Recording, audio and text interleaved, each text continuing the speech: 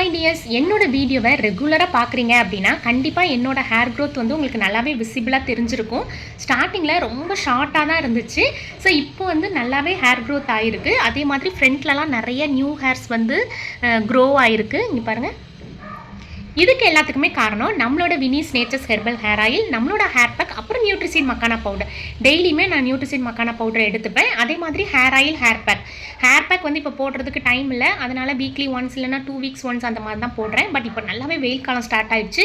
இனிமேல் ரெகுலராக hair pack போடணும் அப்படின்னு நினச்சிட்டு பிளான் வச்சுருக்கேன். ஸோ ஆயில் மட்டுமே தான் போடுவேன் ரெகுலராக. நல்லாவே ஹேர் க்ரோத் ஆகிருக்கு. ஸோ நீங்களும் மிஸ் பண்ணிடாதீங்க. நம்மளோட ஹேர் ஆயில், ஹேர் பேக், நியூட்ரிசின் மக்கானா பவுடர், இந்த மூணுமே உங்களோட ஹேர் க்ரோத்துக்கு ஒரு மேஜிக்கான பவுடர்னு தான் சொல்லணும்.